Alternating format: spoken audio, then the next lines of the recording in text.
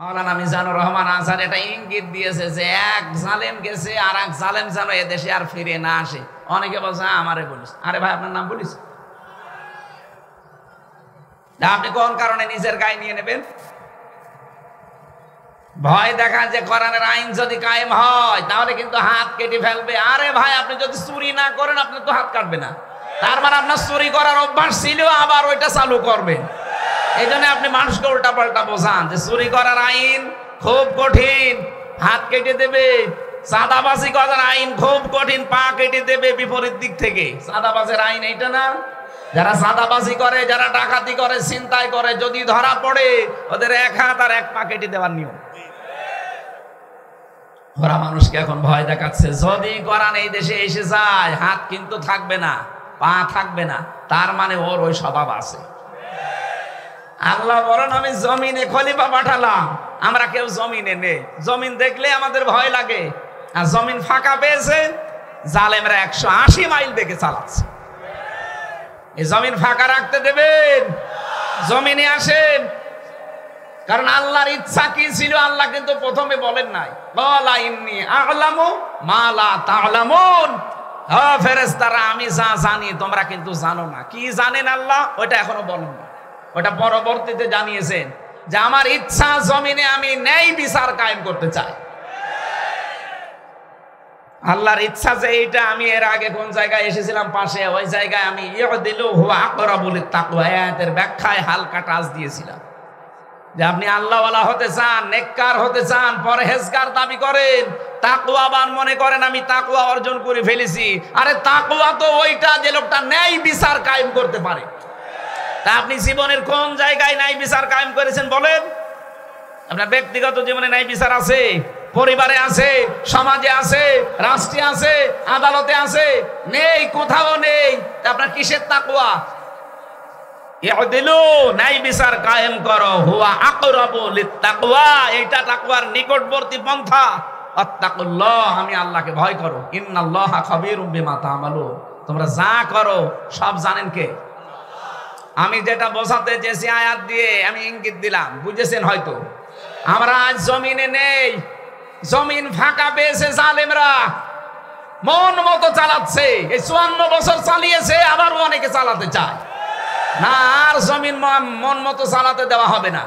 এ জমিন এখন থেকে চলবে শাহাদতের রক্ত যেখানে পড়েছে, শহীদদের মন মতো চলবে। কথা বলেন।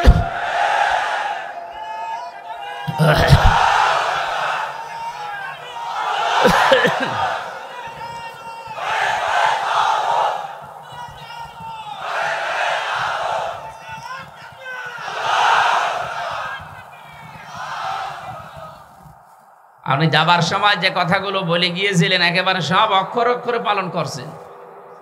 যাবার সময় বলে গিয়েছিল যে আমি যাবার 2 মাসের ভেতরে যেন দেশটা দেউলিয়া হয়ে যায়। চেষ্টা চালিয়েছিল বিভিন্ন,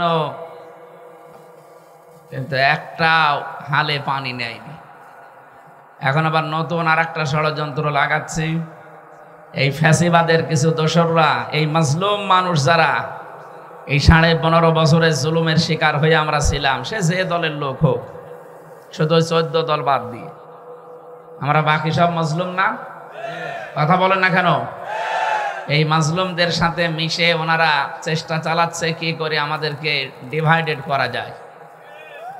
অ্যাডভোকেট জয়নুল আবেদিন এটা ইঙ্গিত দিয়েছিলেন, কিন্তু আপনারা বুঝেছেন কিনা জানি না। এই ইঙ্গিতটা আমাদের সামনে মনে রাখা লাগবে। জ্ঞানী মানুষ তো ইঙ্গিত দিয়েছে।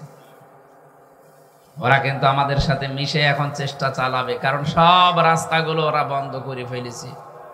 কোনো রাস্তা এখন আর কাজ হয়নি, এখন এইটাই বাকি আছে।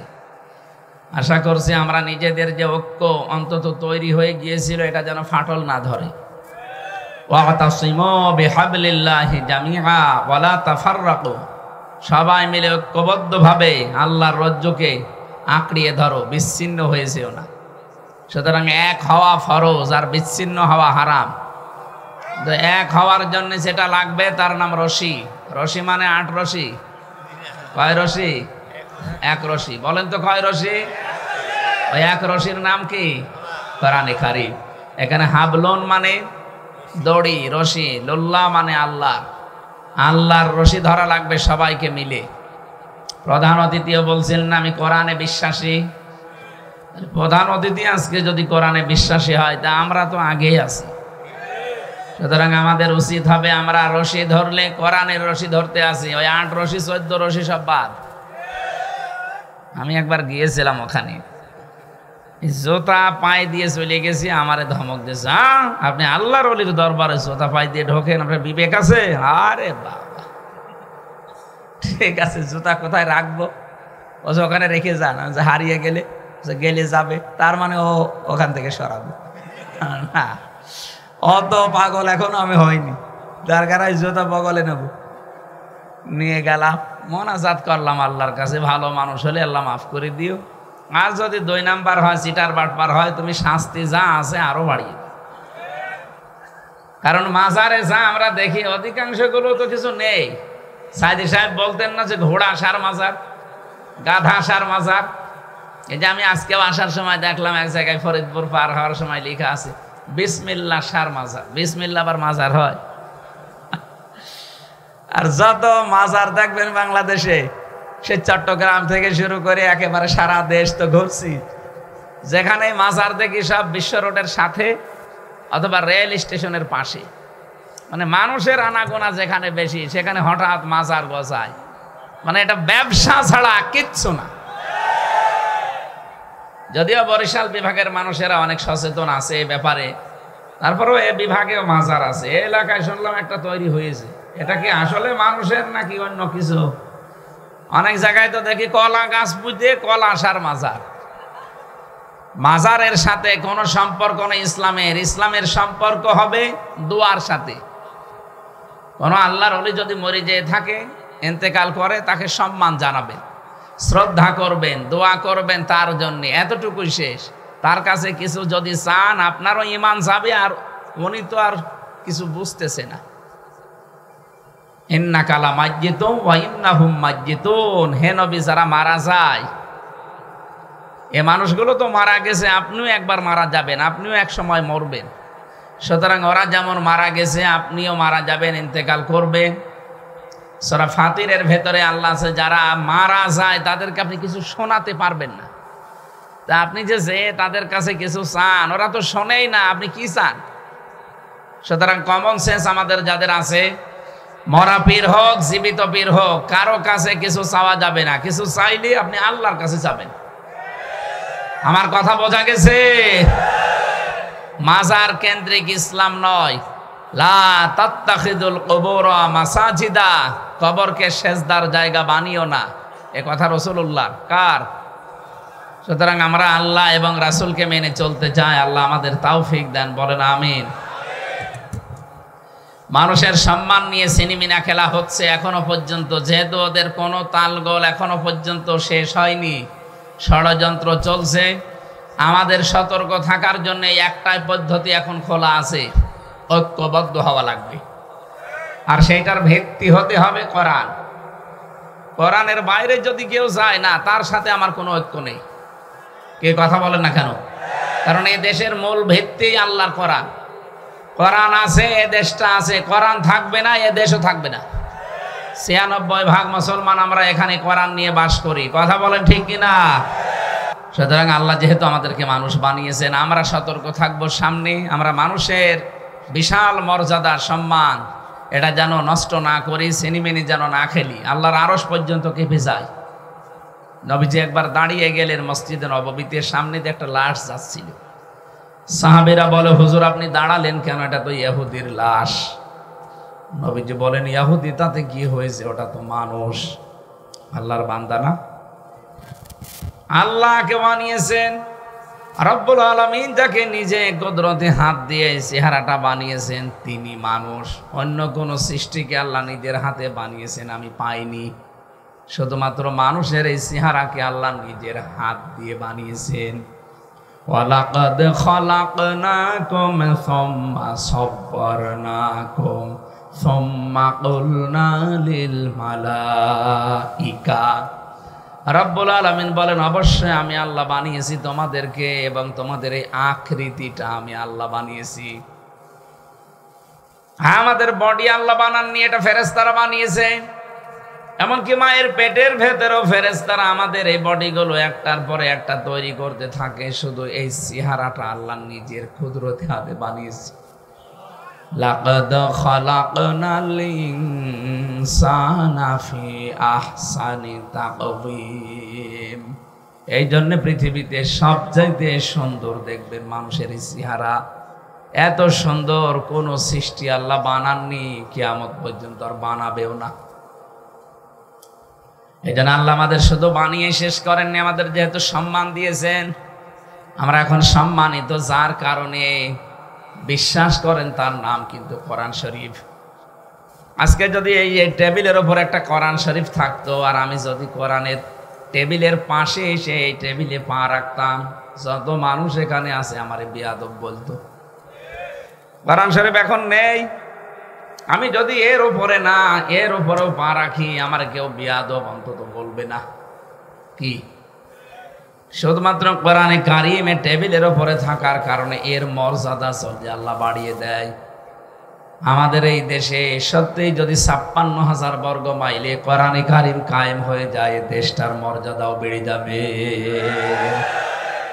আমি কি বোঝাতে চাই, বুঝেছেন? আলহামদুলিল্লাহ। মানিত্তাবাল হুদা বিগাইরিল কোরআন আদাল্লাহুল্লাহ, তিরমিজি শরীফের হাদিস। এখানে যারা আলেম আছেন তাদেরকে বলছি, নবীজি বলেন কোরআন বাদ দিয়ে পৃথিবীর কোনো জায়গায় যদি কেউ ভালো হওয়ার নিয়তেও যায়, আল্লাহ নিজে তাকে দায়িত্ব নিয়ে খারাপ বানিয়ে দেয়। শব্দটা দল্লা ইয়াদিল্লু দেয়নি যে আপনি নিজেই নিজেকে খারাপ করে ফেলেছেন, না। আদল্লা ইউদিল্লু বাবে ইফাল, বাংলা অর্থ দাঁড়িয়েছে আপনি হয়তো ভালো হওয়ার নিয়তে কোনো জায়গায় গিয়েছিলেন, কিন্তু কোরআন সেখানে ছিল না, কোরআনের কর্মসূচিও ছিল না। এই জন্য আল্লাহ নিজে দায়িত্ব নিয়ে আপনাকে আরো গোমরা বানিয়ে দেবে। বরিশালের মানুষেরা, আমি জানি সারা বাংলাদেশে কয়েকটা জেলা ধর্মভীরু মানুষ বাস করে, তার ভেতরে নোয়াখালী, বরিশাল, এই দুই জেলার নাম আছে। পর্দা পশিদা এবং আলেম ওলামা এই জায়গাগুলোতে বেশি। আমি আমার ইমান থেকে বলছি, এই হাদিসের দিকে তাকিয়ে বলেন তো, হেদায়েত দেওয়ার একচ্ছত্র মালিকানা কার?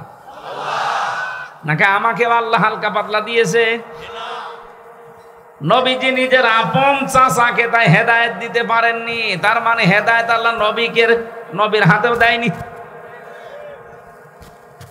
বিশ্ব নবীর যে আপন চাচা আবু তালেব যেদিন মারা যাচ্ছিল, নবীজি মাথার কাছে গিয়ে বললেন, ইয়া আম্মি আবি তালিব, লা ইলাহা ইল্লাল্লাহ হাজ্জুল লাকা ইনদাল্লাহি ইয়াউমাল কিয়ামাহ, রাহুল বুখারী।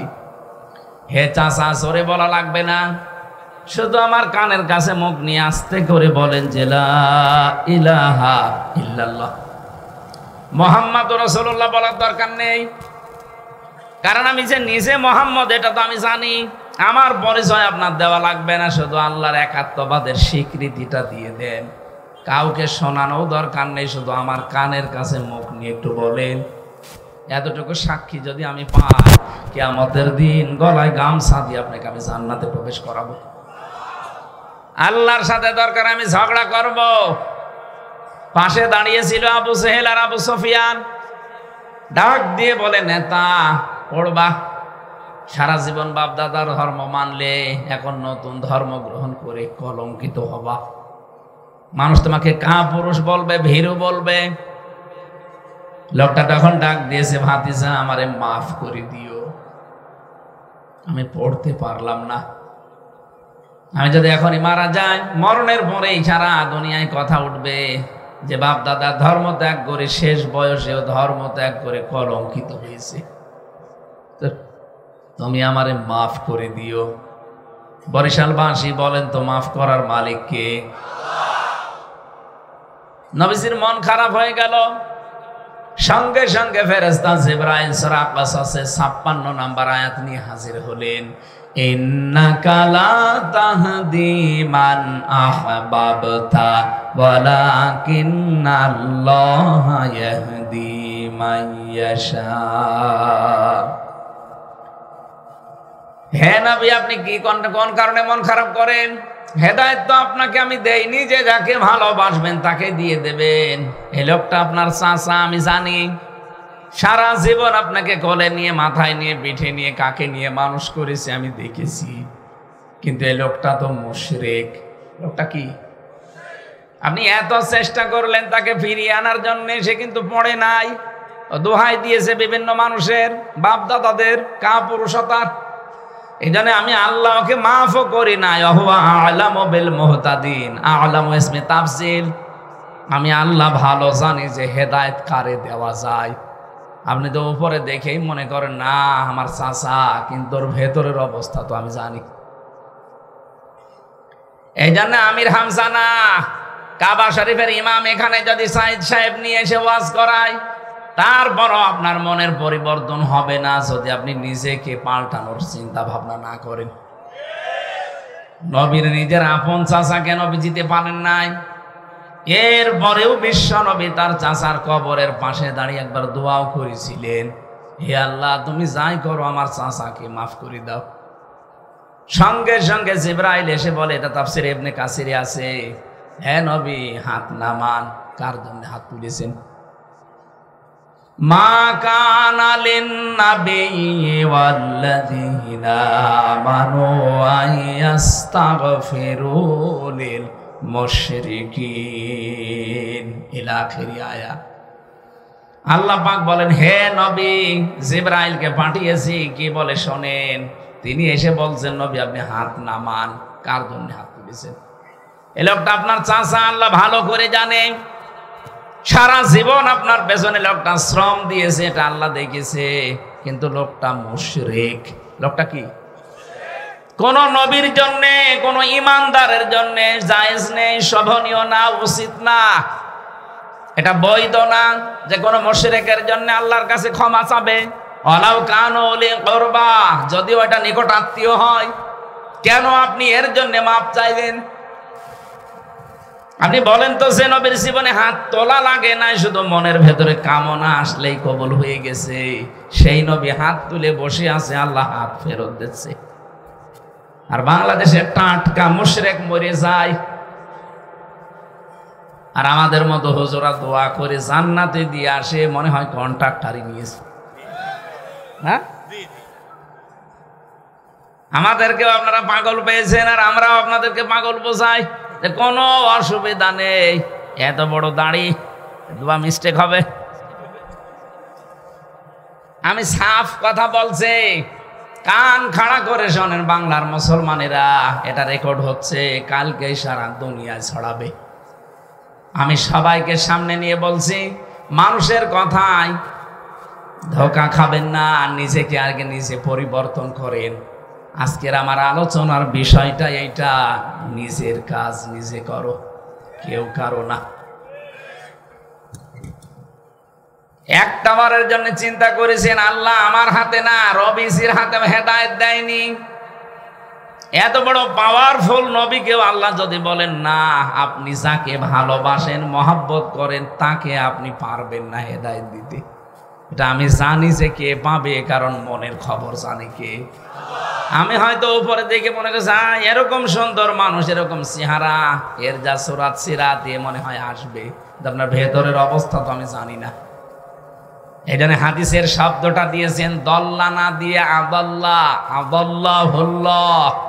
এটা কত মারাত্মক শব্দ, পড়লে আমার কেমন জানে ভয় লাগে। নবীজি বলেন, কোরআন বাদ দিয়ে পৃথিবীর কোন জায়গায় যদি কেউ ভালো হওয়ার নিয়তেও যায়, তার নিয়ত হয়তো ভালো ছিল যে আমি আজকে ভালো হয়ে যাব, কিন্তু সেখানে কোরআন ছিল না। এই জন্য আল্লাহ রাগ করে আপনাকে আরো খারাপ বানাবে। কথা বুঝতেছেন? এর বাস্তব প্রমাণ বাংলাদেশের 48,000 পীরের দরবারগুলো। আপনি হাতে গোনা কয়েকটা দরবার বাদ দিয়ে তাকান, অধিকাংশ দরবারে শিরিক আর বেদাত চলে, কোরআনের কোনো নিয়ম নীতি নেই। আপনি একটা দরবার দেখান তো বাংলাদেশে যেখানে কোরআনের কর্মসূচি চলে, দেখান, আমি যাব সেখানে। নেই। তারা সবক বানিয়েছে, 9টা সবক দেখি চলে। আমি তো অনেকগুলো দরবারে ঘুরেছি, তার সবক দেয় যে প্রথম সবক, দ্বিতীয় সবক, তৃতীয় সবক। কোরআনে কারিমে আমার আল্লাহ কোরআনে 9টা সবক দিয়েছেন। আমি 48,000 পীরের দরবারে হয়তো চাইনি, কিন্তু নাম করা অন্তত 11-12টা পীরের দরবারে আমি ঘুরেছি। যেখানেই গেছি তারা খালি সবক দেয়। কি দেয়? সবক না? কোরআনে কারিম পড়ি আমি পড়াটা, আমি যেহেতু কোরআনে কারিমের উপরে আমার অনার্স মাস্টার্স করা, এর উপরে আমার কামেল করা, পড়াটা আমি শেষ করেছি অন্তত যতটুকু পারি। আমি দেখেছি পড়া কোরআনে আমার আল্লাহ 9টা সবক বানিয়েছেন। আল্লাহর কোরআনের প্রথম সবক হচ্ছে ইকরা, পড়ো। এর সবক হচ্ছে হো হো। কোথায় পেয়েছেন আপনি ভণ্ডামি? আল্লাহ বলছেন প্রথম সবক দিলাম পড়ো, আর আপনি কি সবক বানিয়েছেন? কিন্তু এদের দরবারে যারা প্রথম বানিয়েছিল, ওদের বাপ দাদা মুরব্বীরা, আমরা জানি তাদের ইতিহাসগুলো পড়ে, তাদের কাছে মানুষ গেলে তারা কিন্তু কোরআন তুলে দিত, যে এটা পড়েন আল্লাহকে পেয়ে যাবেন। এখন তাদের সন্তানেরা আর ওই দলের ওপরে, ওই মতের ওপরে নেই। তাদের কাছে গেলে এখন আর কোরআন দেয় না, কারণ তারা নিজেরাই কোরআন জানে না।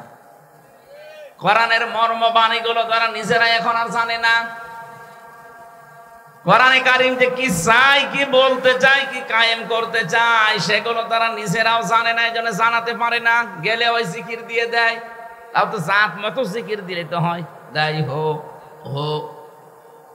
আর চট্টগ্রাম বিভাগে আপনি যাবেন, এমন এমন দরবার আসে যেখানে জিকির হয় শুধু বাবাদের নামে। শাহ আলী বাবা, কেল্লা বাবা, ফতে বাবা, ইয়ালি বাবা, ন্যাংটা বাবা, এই বাবা জিকির। এবার আসেন তো হাদিসের বাস্তব শিক্ষায় যাই। আমি কিন্তু সত্যি আল্লাহর কথা একেবারে আল্লাহর দিকে তাকিয়েই বলছি।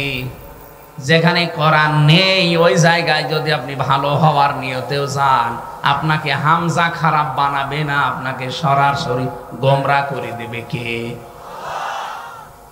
সুতরাং আজকে থেকে সিদ্ধান্ত নেবেন যে দরবারে কোরআন চলে না, কোরআনের কর্মসূচি নেই, ওই দরবারের প্রতিষ্ঠাতা আমার বাবাও যদি হয়, আমি ওই দরবারে নেই।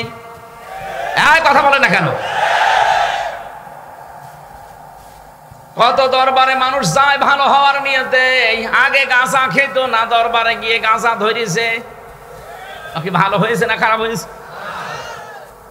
কুষ্টিয়ার লালনের মাজারে মানুষ যায় ভালো হওয়ার নিয়তে যায়, কিন্তু কোরআনে কারিম সেখানে চলে না। ওখানে আপনি সারা দেশ মিলে কয় মন গাঁজা আর পাবেন, তার চাইতে বেশি গাঁজা ওখানে পাওয়া যায়। যেন মানুষ দেখে ওখানে ভালো হওয়ার পরিবর্তে আরো খারাপ হয়ে যায়। প্রকাশ্য সেজদা দিচ্ছে, প্রকাশ্য সেজদা দিচ্ছে কবরকে। হাদিস বললাম না, লা তাত্তাখিযুল কুবুরা মাসাজিদা, যে কবরকে সেজদার জায়গা বানাবেন না, আর ওটা পুরা সেজদা চলছে।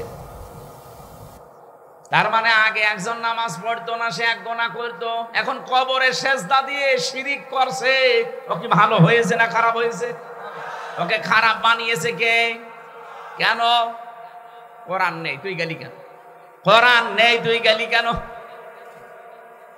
এবারে আর একটা পয়েন্ট বলি, নাকি এটা বাদ দিয়ে দেব? আবার উল্টা পাল্টা মনে করবেন না তো? আপনি বুঝলেন যে এই দরবারে কোরআন চলে না, সেখানে গেলে আল্লাহ আপনাকে পথভ্রষ্ট করে দেবে, গোমরা বানিয়ে দেবে। তাহলে বাংলাদেশে যত রাজনৈতিক দলের নাম নিয়ে যারা রাজনীতি করছে, যেই দলে কোরআন নেই, কোরআনের কর্মসূচি চলে না, ওই দল যদি আমার বাবাও তৈরি করে, ওই দলে আমি নেই। এই এটা প্রকাশ্য রাজনীতি হয়ে গেল, তারপরেও টের পাচ্ছেন না? এটা রাজনীতি না?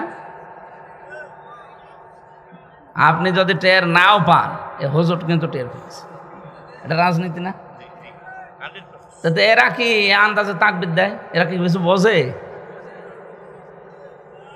আরে ভাই, আল্লাহর কসম, আমি আপনাকে বাঁচাতে চাই। কোরআনের চোখ লাগিয়ে দেখতে পাচ্ছে আপনি জাহান্নামে যাচ্ছেন। যেই দলে সত্যিই কোরআন নেই, কোরআনের কর্মসূচি ওই দলে চলে না, ওই দলের প্রতিষ্ঠাতা আপনার বাবা হলেও আপনি জাহান্নামে যাবেন। আপনাকে জীবনও আল্লাহ হেদায়েত দেবে না, আরো খারাপ বানিয়ে দেবে। আপনার সুরাত সিরাত চেহারা অনেক ভালো মনে হবে, পোশাক আশাক, কিন্তু ভেতরে আল্লাহ হেদায়েত থেকে বঞ্চিত করে দেবে। কারণ একটাই। কারণ কয়টা? যালিকাল কিতাবু লা রাইবা ফিহি। এই যে কিতাবের আগে আলিফ লাম আছে, কি আছে? আলিফ লাম 4 প্রকার। আলিফ লামে ইস্তিগরাকি, গরকন মানে ডুবন্ত। এখানে আলিফ লাম যেটা নির্দিষ্ট করার জন্য আল্লাহ দিয়েছেন। রব্বুল আলামিন বলেন, একটাই মাত্র কিতাব আমি দুনিয়ায় পাঠালাম যেটা মানুষকে হেদায়েত দিতে পারে, আর কোন কিতাব দুনিয়ায় নেই যেটা মানুষকে হেদায়েত দিতে পারে। তার নাম কি? এই জন্য কোরআন নেই, তুই গেলি কেন? শ্বশুরকে বাবা বলা জায়েজ আছে না নেই? জায়েজ নেই? আছে। কিন্তু নিজের বাবার সামনে যদি বারবার শ্বশুরকে আব্বাসান আব্বাসান বলেন, আর নিজের বাবাকে কেউ যদি জিজ্ঞাসা করে এটা কে, বলে এটা আমার চাচা, আপনার শ্বশুরের মন খারাপ হবে না? বলবে এ কি জন্মালাম, আমারে চাচা বলে আর শ্বশুরে বাপ বলে।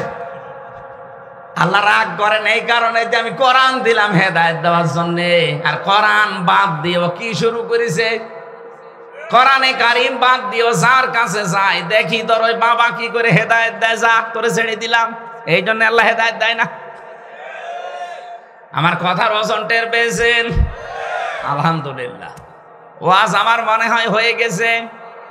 মানে কোরআন যেখানে নেই, আজকে থেকে আপনি সিদ্ধান্ত নিয়েই ফেলেছেন আমি ওই দলে আর নেই, ওই দরবারে আর নেই। তাহলে এদেশে কোরআন বাদ দিয়ে কোনো দল থাকার কথা? এই তো মাহফিল শেষ, আমি দোয়া করে দিই না, মানে আপনাকে মানা লাগবে। আমি খালি বলে যাবো, আপনি শুনে যাবেন, মানে ওয়াজ তো হয়ে গেছে।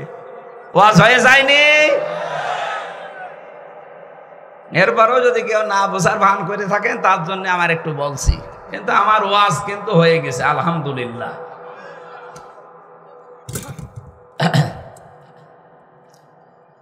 দরুদ আর সালাম পড়ছি আমাদের নবী, মানবতার মহান শিক্ষক মুহাম্মদুর রাসূলুল্লাহ সাল্লাল্লাহু আলাইহি ওয়াসাল্লামের প্রতি।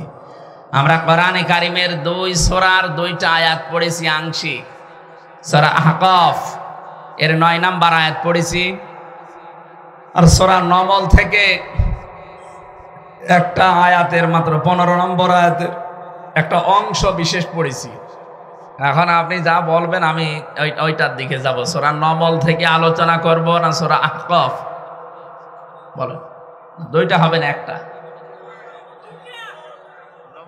নমল আগে, তো নমল থেকে শুরু করি। জবান খোলে কোরআনের সোনালী আয়াত একটু পড়েন, আমরা তাফসীর আকারে কথা বলবো, যেহেতু তাফসীরুল কোরআন মাহফিল লিখে দিয়েছেন। ওয়ালাকাদ আতাইনা দাউদা ওয়া সুলাইমানা ইলমা। আল্লাহ রাব্বুল আলামিন বলেন, আমি অবশ্যই দাউদ এবং সুলাইমানকে জ্ঞান দিয়েছি। এই আয়াতটা শুরু করার আগে আল্লাহ গ্যারান্টি দিচ্ছেন, ওয়ালাকাদ, অবশ্যই আমি আতাইনা, আমি আল্লাহ দিয়েছি দাউদা ওয়া সুলাইমানা ইলমা, দাউদ আর সুলাইমানকে আমি আল্লাহ ইলম দিয়েছি, জ্ঞান দিয়েছি। এই পৃথিবীতে আল্লাহ যত কিছু দিয়েছেন মানুষের জন্য, আল্লাহর পক্ষ থেকে সব চাইতে দামি জিনিসের নাম ইলম। কি বললাম? এই ইলমের কারণেই মানুষের সম্মান আল্লাহ বাড়িয়ে দিয়েছেন। ওয়াল্লামা আদামাল আসমা কুল্লাহা সুম্মা আরাদাহুম আলাল মালাইকা। আমি আদমকে জ্ঞান শিখিয়েছিলাম, ইলম দিয়েছিলাম তাকে। আল্লামা ইউআল্লিমু, এখানে শিক্ষক সরাসরি কে? আরো জোরে বলেন কে? এতদিন যেভাবে শুনেছেন ওইভাবে না, এখান থেকে একটা আলাদা শিক্ষা আছে। আমি আলেমদেরকে বলছি, যেহেতু এখানে লিখেই রেখেছেন আলেম ওলামাদের সম্মানিত আসন এটা, শিক্ষিত মানুষরা এখান থেকে 2টা তথ্য পাবেন। এখানে সরাসরি শিক্ষক আল্লাহ নিজে, আর ছাত্র হচ্ছে হযরতে আদম আলাইহিস সালাম। ছাত্র আমাদের মতো সাধারণ মানুষ না, একদিকে তিনি নবী আর একদিকে তিনি প্রথম মানুষ। কথা বলেন না কেন? সরাসরি আল্লাহ পাক নিজের শিক্ষক, ছাত্র আদম আলাইহিস সালাম, জায়গা ক্লাসরুম জান্নাত। কত দামি ক্লাস! অথচ এখনকার আধুনিক তাফসীর বাদ দিয়ে পুরাতন তাফসীর গুলো নিয়ে আসেন, প্রত্যেকটাই আপনি লেখা পাবেন আসমা, এস এম এর বহু বচন আসমা। ওই দিকে খেয়াল করে আমরা অনেকেই মনে করি এটা মনে হয় বিভিন্ন জিনিসের নাম হবে, আলু, পটল, ঝিঙ্গা, ঝাল এগুলো হবে। আরে ভাই, আপনার কোনোদিন একটু চিন্তা আসে নাই মাথায় যে সরাসরি আল্লাহ নিজে ক্লাস নিচ্ছেন? ছাত্র তো সাধারণ মানুষ না, একজন নবী। আর জায়গাটা তো সাধারণ ক্লাসরুম না, জান্নাতের ভেতরে।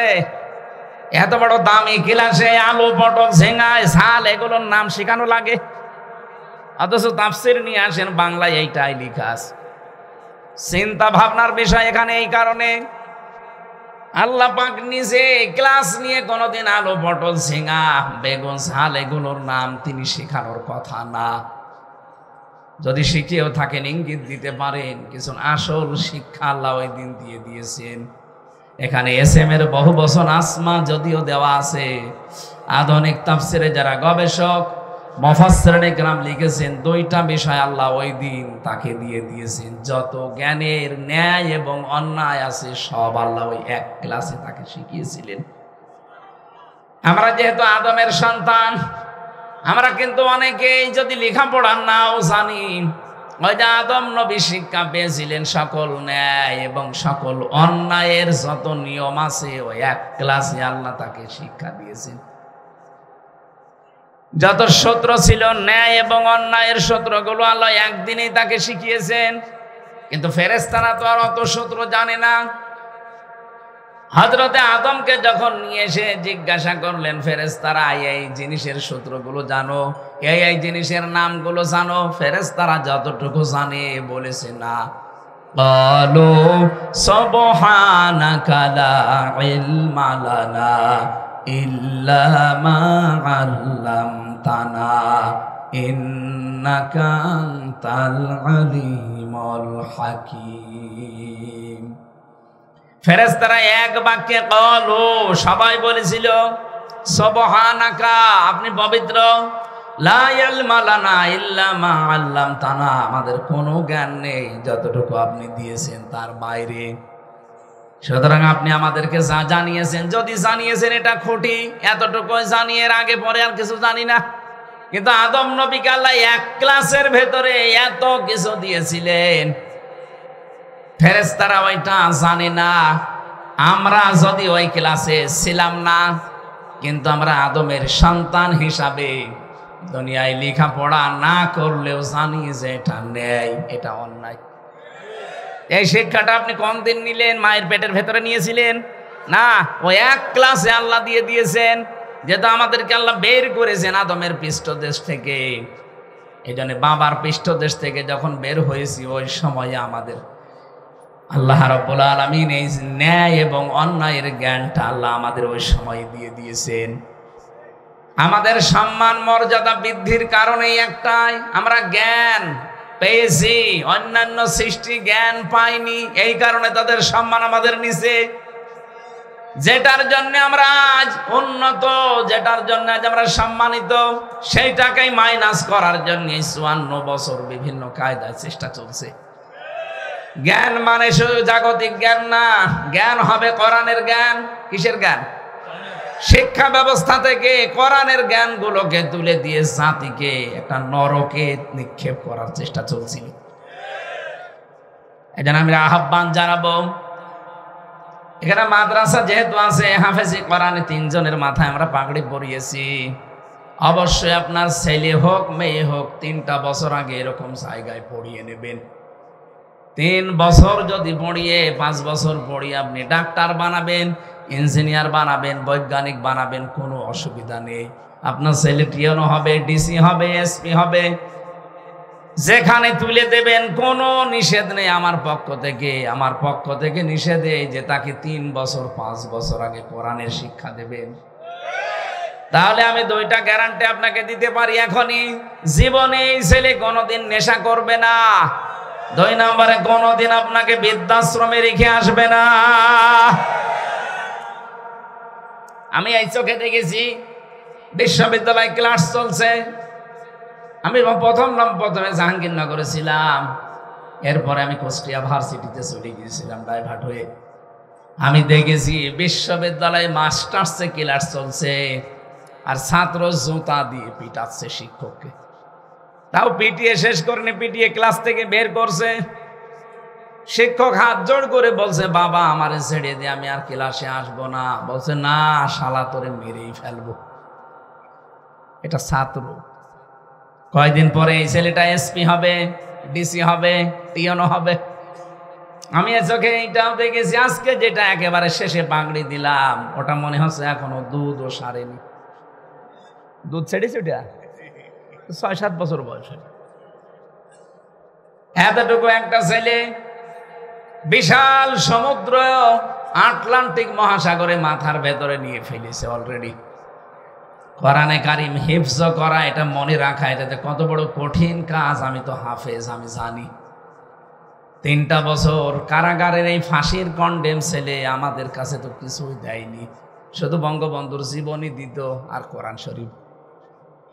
বঙ্গবন্ধুর চীন সফর পড়েন, তার আত্মজীবনী পড়েন, তার ছেলেবেলা পড়েন। আমি কি করব? যেটা চাইতাম ওইটা দিত না।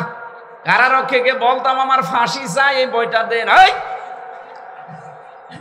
এই বই দেশে নেই মানে আমি মেজর ডালিম বলছি এই বইটা দেন। শেষে বললাম যে কিছুই যদি না পারেন, ছাতা মাথা জীবনী পড়ে করবো কি, বাদ দেন, আমার কোরআন দিয়ে যান। কোরআন শরীফ দিয়েছিল 3টা বছর। আমার তো প্রায় 75 বারের উপরে পড়া কোরআন নামাজের ভেতরে খতম হয়ে গেছে। একদিন 5-7 পারা করে খালি নামাজে আর বাইরে তেলাওয়াত করে করে 3 দিনে 2.5 দিনে আমি কোরআন শরীফ খতম করার মানে প্রতিযোগিতা করেছিলাম মাওলানা মামুনুল হকের সাথে। উনি আমার পাশের রুমে ছিলেন, আমারে অঘোষিত একটা টার্গেট দিয়েছিলেন, কে কত তাড়াতাড়ি কোরআন শরীফ শেষ করতে পারে। প্রথম বছর গেল, এভাবে বললাম না, এভাবে না, বোঝার চেষ্টা করি আসেন। একেবারে মিজান মন সাহেব থেকে সারে জামি বেকায়া, যে এটার নাম কাফিয়া, এই যত আরবি গ্রামারের কিতাবগুলো আছে, কারারক্ষীদেরকে টাকা পয়সা দিয়ে দিয়ে বলতাম, ভাই এগুলো একটু এনে দেবেন যে কোনো কায়দায়। ওরা ওইভাবে দিত। পড়তে পড়তে ওনার কাছে, মাওলানা সাখাওয়াত হোসেন রাজির কাছে, আমার যদিও পড়া ছিল আলিয়া মাদ্রাসায়, কওমি মাদ্রাসায়, আমি আবার ঝালাই করলাম এই 2-3 বছরে। বড়া কোরআন শরীফ যতবার পড়েছি, মানুষের অন্তর দেখবেন যত ধবধবে সাদা হয়, কোরআন তার কাছে তত মজা লাগে। আমাদের কাছে মজা লাগে নাই, কারণ এখানে আমার অন্তর কালো হয়ে গেছে। জেলখানায় যত ভালো লাগতো নামাজে পড়তে, বাইরে পড়তে, বাইরে এসে কিন্তু এখন আস্তে আস্তে ওইটা কেটে যাচ্ছে। কারণ এখন আমি ওই জায়গায় আর নেই, এখানে একটা আলাদা পরিবেশে ছিলাম। জেলখানা কারো জন্যে জাহান্নামের মতো, আর কারো জন্যে জেলখানাটা জান্নাতের মতো আল্লাহ বানিয়ে দেন। হযরত ইব্রাহিম নবীর জন্য বিশাল অগ্নিকুণ্ড 40 দিনের জন্য আল্লাহ জান্নাত বানিয়ে দিয়েছিলেন। তারা বাইরে থেকে মনে করতো ইব্রাহিম আগুনে আছে, কিন্তু আগুন না, পুরাটাই আল্লাহর জান্নাত ছিল। তার নাতিরা পরবর্তীতে জিজ্ঞাসা করেছিল, দাদা জীবনের বিশাল সময় আপনি কিভাবে পার করলেন, কেমন কেটেছে আপনার জীবনটা বলেন দেখি। জাতির পিতা হযরত ইব্রাহিম নবী বলতেন, আমার নাতিরা, এই পৃথিবীতে যত বছর আল্লাহ হায়াত দিয়েছেন, সবচাইতে বেশি শান্তিতে ছিলাম আমি ওই 40 দিন নমরুদের অগ্নিকুণ্ডে। তার মানে পরিবেশ যদি আল্লাহ অনুকূলে করে দেয়, অগ্নিকুণ্ডের এই জায়গাটাও জান্নাত হয়ে যায়। আমার বোঝানোর বিষয় ছিল, হযরত আদম নবী আলাইহিস সালামকে আল্লাহ যে শিক্ষাটা দিয়ে তার সম্মান বাড়িয়েছিলেন, আমাদের দেশের দিকে তাকান, এই শিক্ষাগুলো না থাকার কারণে সন্তানগুলো মানুষের পরিবর্তে জানোয়ার হয়ে যাচ্ছে। শিক্ষামন্ত্রীর দায়িত্ব একেবারে শেষের দিকে যেটা ছিল নভেল, আপনি জানেন সে কে? ইসকন। এ পৃথিবীতে মুসলমানকে ধ্বংস করার জন্য সবচাইতে বেশি যারা গুরুত্বপূর্ণ ভূমিকা পালন করে তারা ইসকনের লোক। পরে কাজে লাগিয়েছিল আমার দাদারা। বাস্তবতা অনেক গভীরের। ইসকনের স্কুলে পড়াশোনা করে পর্যন্ত এসেছে। ওরে এমনি বসায়নি, ওরে তো হাসিনা বসায়নি, ওরে বসিয়েছে পুরা দাদা নিজে। শিক্ষা ব্যবস্থাটা দেখেছেন একেবারে নাস্তিকতা দিয়ে ভরে ফেলেছিল। বললাম না মাত্র 6 বছর 7 বছর বয়স হবে, এতটুকু একটা বাচ্চা দেখি শিক্ষক অজু করছে, ছাত্র পায়ে পানি ঢেলে দিচ্ছে, কাদা সরে না, নিজের হাত দিয়ে কাদাগুলো মুছে দিচ্ছে। কেবল আলিফ বা তাসা শেষ করেনি, ওটা মানুষের মতো মানুষ হয়ে উঠছে।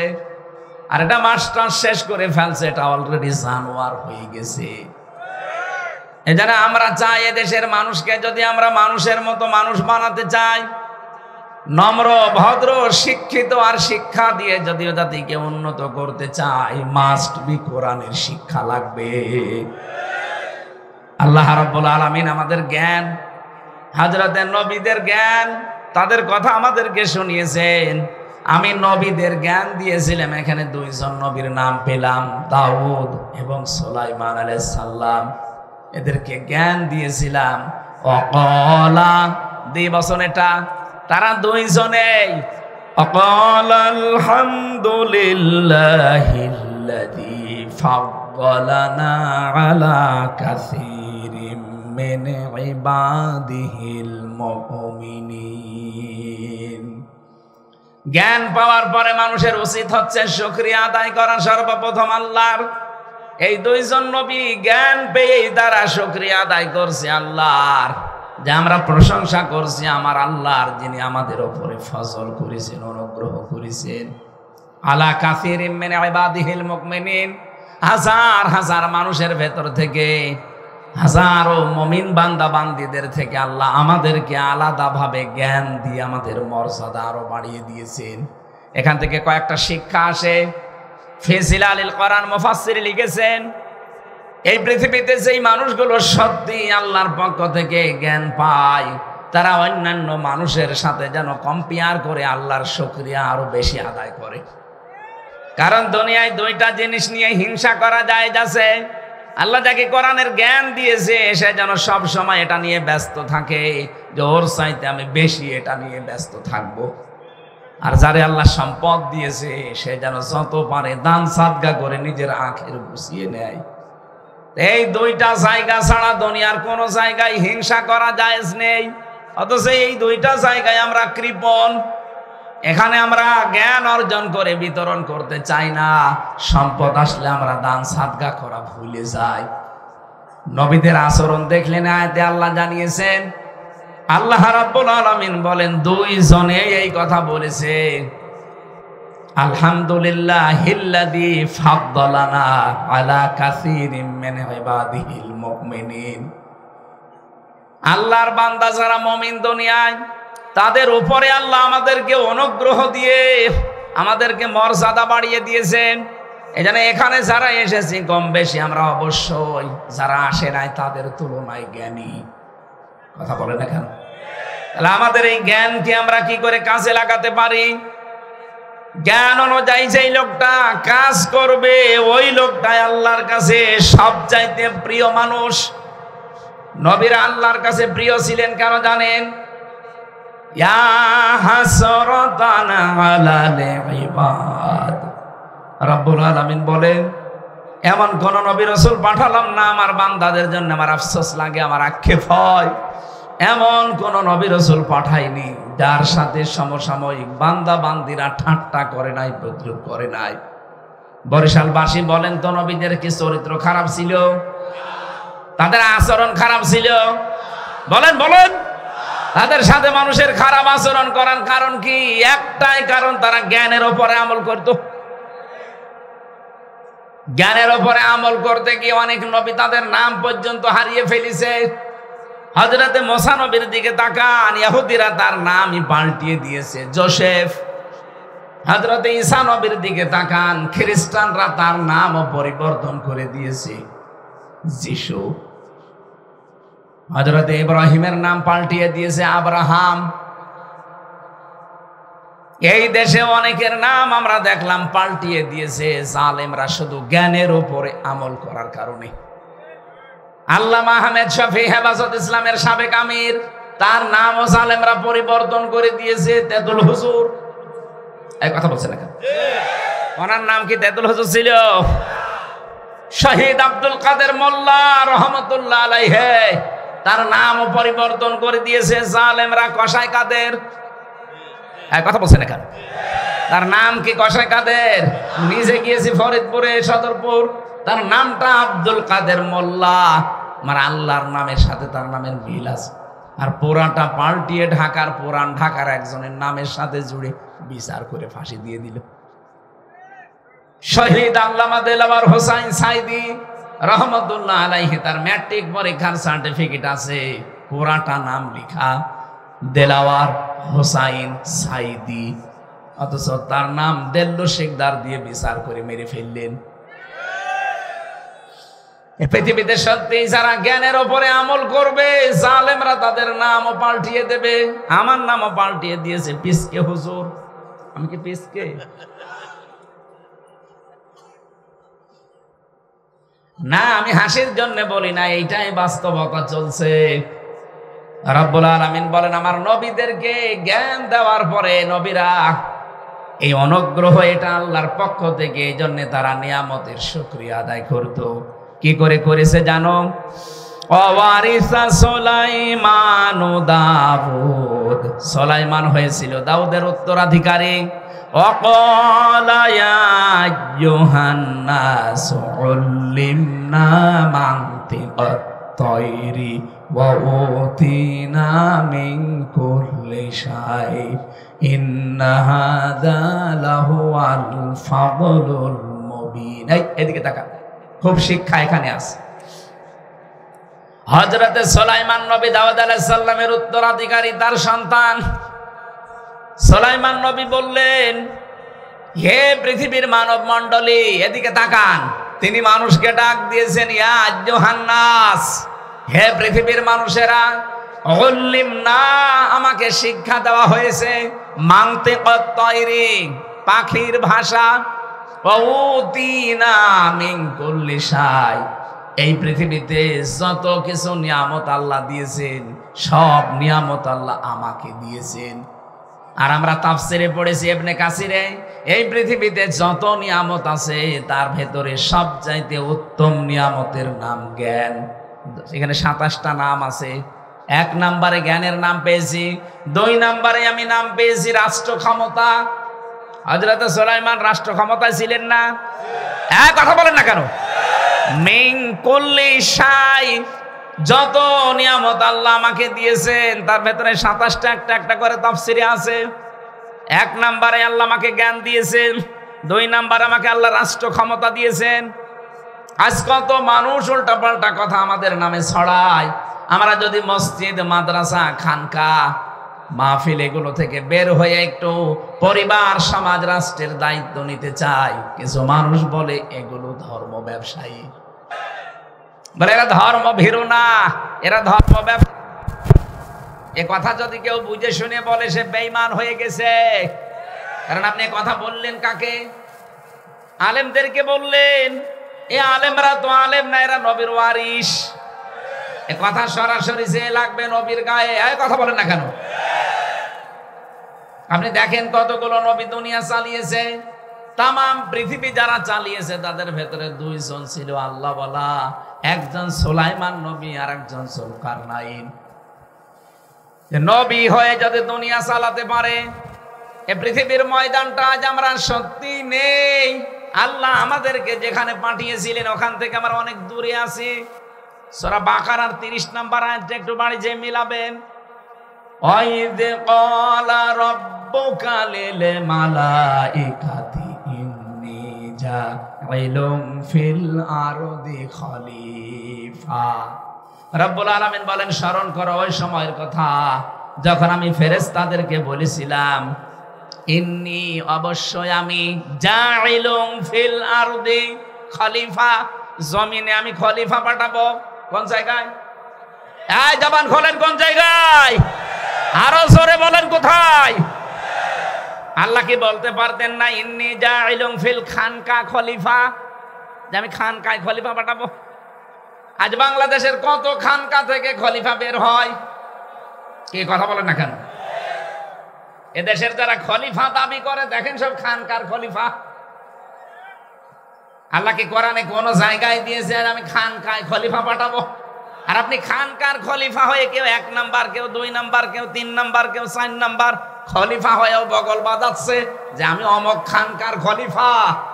আরে বেটা, তোরে কি আল্লাহ খানকায় খলিফা পাঠিয়েছে? আল্লাহ তাআলা বলতেন ইন্নী জাইলুম ফিল মাসাজিদি খলিফা, আমি মসজিদে খলিফা পাঠাবো। ইন্নী জাইলুম ফিল মাদারিসি খলিফা, আমি মাদ্রাসায় খলিফা পাঠাবো। তাহলে মসজিদ, মাদ্রাসা, খানকা এগুলো নিয়ে আপনি পড়ে থাকলে আপনার দায়িত্ব শেষ হয়ে যেত। আল্লাহ একটারও নাম দেয়নি, আল্লাহ দিয়েছেন ফিল আরদি। কোথায়? জমিনে। বলেন বলেন। বাংলাদেশের দিকে তাকিয়ে আমার এই আয়াতটা পড়ে আফসোস হয় আর হাসি লাগে। কি গো, খলিফা আল্লাহ পাঠালেন কোথায় আর আমরা কারে খলিফা বলি? আমাদের কুষ্টিয়ায় যারা জামা কাপড় সেলাই করে ওদেরকে খলিফা বলে, বলে না? যারা জুতা সেলাই করে ওদেরকেও খলিফা বলে, যারা চুল কাটে ওদেরকেও খলিফা বলে। কোথায় লাগিয়েছেন শব্দগুলো? কেউ নাপিত, কেউ দর্জি, কেউ মুসি, আর ওইটা এখন লাগিয়েছে খলিফা। খলিফা যেখানে থাকার কথা ওই জায়গায় নেই। আল্লাহর এই খলিফাগুলো জমিনে নেই। ওরা কেউ খানকায়, কেউ মাদ্রাসায়, কেউ মসজিদে, কেউ মক্তবে। আর জমিন ফাঁকা পেয়েছে, জালেমরা 180 মাইল বেগে চালাচ্ছে।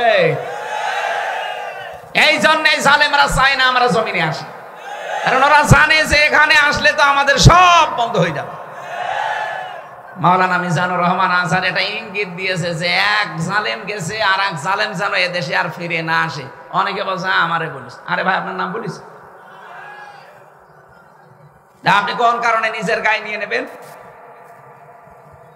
ভয় দেখা যে কোরআনের আইন যদি কায়েম হয় তাহলে কিন্তু হাত কেটে ফেলবে। আরে ভাই, আপনি যদি চুরি না করেন আপনার তো হাত কাটবে না। তার মানে আপনার চুরি করার অভ্যাস ছিল, আবার ওইটা চালু করবেন। এই জন্য আপনি মানুষকে উল্টা পাল্টা বোঝান যে চুরি করার আইন খুব কঠিন, হাত কেটে দেবে। চাঁদাবাজি করার আইন খুব কঠিন, পা কেটে দেবে বিপরীত দিক থেকে। চাঁদাবাজের আইন এইটা না? যারা চাঁদাবাজি করে, যারা ডাকাতি করে, ছিনতাই করে, যদি ধরা পড়ে ওদের 1 হাত আর 1 পা কেটে দেওয়ার নিয়ম। ওরা মানুষকে এখন ভয় দেখাচ্ছে, যদি কোরআন এই দেশে এসে যায় হাত কিন্তু থাকবে না, পা থাকবে না। তার মানে ওর ওই স্বভাব আছে। আল্লাহ বলেন আমি জমিনে খলিফা পাঠালাম, আমরা কেউ জমিনে নেই। জমিন দেখলে আমাদের ভয় লাগে। আর জমিন ফাঁকা পেয়েছে, জালেমরা 180 মাইল বেগে চালাচ্ছে। এই জমিন ফাঁকা রাখতে দেবেন? জমিনে আসেন। কারণ আল্লাহর ইচ্ছা কি ছিল আল্লাহ কিন্তু প্রথমে বলেন নাই, ক্বালা ইন্নী আ'লামু মা লা তা'লামুন। ও ফেরেশতারা, আমি যা জানি তোমরা কিন্তু জানো না। কি জানেন আল্লাহ? ওটা এখনো বলেন না, ওটা পরবর্তীতে জানিয়েছেন যে আমার ইচ্ছা জমিনে আমি ন্যায় বিচার কায়েম করতে চাই। আল্লাহর ইচ্ছা যে এইটা, আমি এর আগে কোন জায়গায় এসেছিলাম পাশে, ওই জায়গায় আমি ইউদিলু হুয়া আকরাবু লিত-তাকওয়া আয়াতের ব্যাখ্যায় হালকা টাচ দিয়েছিলাম যে আপনি আল্লাহওয়ালা হতে চান, নেককার হতে চান, পরহেজগার দাবি করেন, তাকওয়াবান মনে করেন আমি তাকওয়া অর্জন করে ফেলেছি। আরে তাকওয়া তো ওইটা যে লোকটা ন্যায় বিচার কায়েম করতে পারে।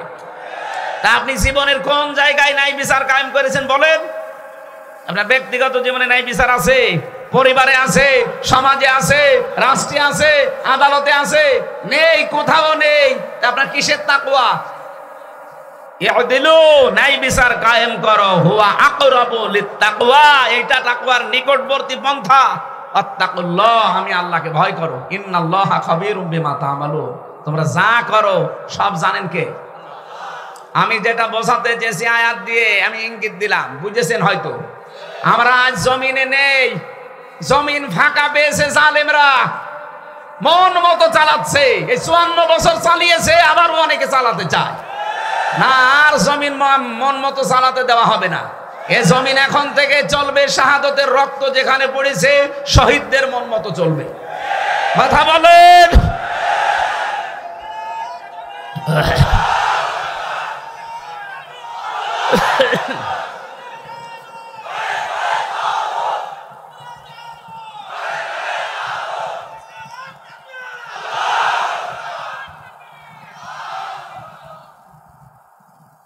এই রাগ হয়ে গেল?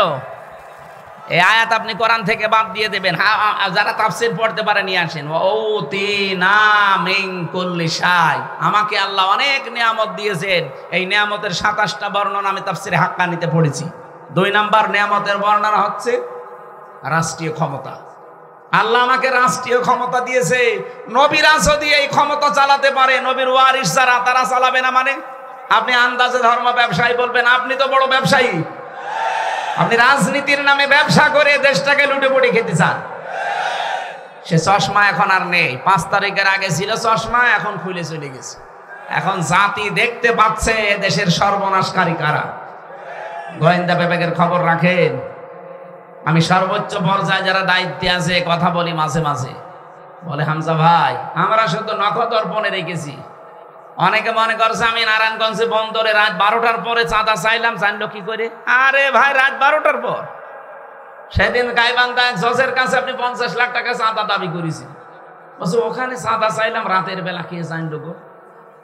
আপনি রাতে চাঁদা চাওয়ার কথা বলেন, পায়খানায় বসে বসে কি করেন ওইটা ওরা দেখতে পায়। ওদের কাছে এমন মেশিন আছে, আমি নিজে দেখেছি। সারা বাংলাদেশ ওদের একেবারে হাতের মুঠায়। ওরা শুধু দেখতেছে কে কি করে। এই দেশটা আসলেই কারা ভালোবাসে ওরা কিন্তু দেখতেছে। কয় মাস দেখেছে, আর কিছুদিন দেখবে। এই জন্য আচরণ ঠিক করেন। অনেকে একটা মজলুম দলের উপরে একটা বদনাম দেওয়ার জন্য অনেকেই কিন্তু পেছন দরজা দিয়ে চেষ্টা চালাচ্ছে। বাংলাদেশ জাতীয়তাবাদী দল একটা মজলুম দল। এই 15.5 বছর ওরা কি অত্যাচার হয়েছে, অত্যাচারিত হয়েছে আমি নিজে দেখেছি। আমার কাছে ছিল এক একজনের নামে 313টা মামলা, 565টা মামলা। আপনি কি করেছেন? এখন যারা চাঁদাবাজির নাম নিয়ে এই যে দলের বদনাম করেন, এই দলটা প্রতিষ্ঠিত যে লোকটা করেছিল সেই লোকটার নামে কাবা শরীফে পর্যন্ত দোয়া হচ্ছে। আমি মসজিদে নামিয়ে মাই তার নামে দোয়া শুনেছি। শহীদ প্রেসিডেন্ট জিয়াউর রহমান একেবারে সরাসরি লক্ষ লক্ষ হাজিদের তিনি নিম গাছ লাগিয়ে ছায়ার ব্যবস্থা করে দিয়েছে। এমন একটা জায়গায় কাজটা করেছে যেটা আরাফাতের ময়দান। ওখানে দোয়া করলে দোয়া কবুল হয়। আমি তো নিজেও কয়েকবার ছিলাম। লক্ষ লক্ষ মানুষ ওখানে ওই গাছের নিচে ছায়া পায়। যেমন বিশাল গরম তাপ, ওখানে একটু ছায়া পেলে মনে হয় যে আমি জান্নাতে আছি। যারা গেছে জিজ্ঞাসা করেন কি সুন্দর জায়গা। এই নিম গাছের নামই দিয়েছে জিয়া ট্রি, জিয়া গাছ দিয়েছে তারা। অন্যান্য মানুষের যারা অন্য দেশ থেকে আসে তারা তো এই জিয়া কি চেনে না। এই নিম গাছের নিচে তারা যখন বসে দোয়া করে, আল্লাহ এই যে এই কাজটা যে করেছে তারে তুমি মাফ করে দাও। তাদের ভাষা আমাদের ভাষায় লক্ষ লক্ষ মানুষ দোয়া করছে। বললাম না মসজিদে নামি মাই, আমি নিজে তার নামে দোয়া শুনেছি 16 সালে। ইমাম সাহেব তার নাম ধরে দোয়া করছে যে আরাফাতের ময়দানে, মানে বাংলা অর্থ এইটা, আরাফাতের ময়দানে এই ছায়ার ব্যবস্থা তোমার যে বান্দা করে দিয়েছে, আল্লাহ তুমি তাকে জান্নাতের ছায়া দিও। আর তার নাম করে আপনি চাঁদাবাজি করবেন, তার দলের নামের বদনাম করবেন। আপনার মতো জাহান্নামের কীট আর কোলাঙ্গার মানুষ ও দলে দরকার নেই। আশা করছি এক ইঙ্গিতটা বুঝেছেন। আপনি থামবেন হয় না পদত্যাগ করবেন। কোন মজলুম দলের বদনাম আমরা হতে দেব না। আমি নিজে যেহেতু মজলুম, আমি জানি যে এর দুঃখটা কি। ইসলাম যতদিন এই দেশে সত্যি রাষ্ট্রীয় ক্ষমতায় না আসবে, কাঙ্ক্ষিত মানের শান্তি, স্বস্তি, নিরাপত্তা কিচ্ছু পাবেন না। যা উপরে পরে দেখবেন এগুলো সব মেকি। আল্লাহ পাক বলেন ইন্না হাযা লাহুল ফাদলুল মুবিন। সুলাইমান নবী শেষে ঘোষণা দিলেন দুনিয়ার মানুষকে, ওই দুনিয়ার মানুষেরা শোনো, এটা কিন্তু আল্লাহর পক্ষ থেকে একটা অনুগ্রহ। এটা কি? আরো জোরে বলেন কি? এবার আমি কয়েকটা শিক্ষা নিয়ে আসছি সামনের আয়াত থেকে। অহশেরা লিসুলাইমানা জুনুদুহু মিনাল জিন্নি ওয়াল ইনসি ওয়াত তায়রি ফাহুম ইউজানুন। হযরত সুলাইমান হাজির করলেন, সমবেত করলেন তার যত সৈন্য বাহিনী আছে। যেহেতু সবার ভাষা আল্লাহ তাকে বোঝার তৌফিক দিয়েছিলেন, যত পঙ্খিকুল আছে সৃষ্টি জগতের ভাষা তিনি বুঝতেন। মানুষ, জিন এবং পাখিদেরকে কাতারে কাতারবদ্ধ করলেন।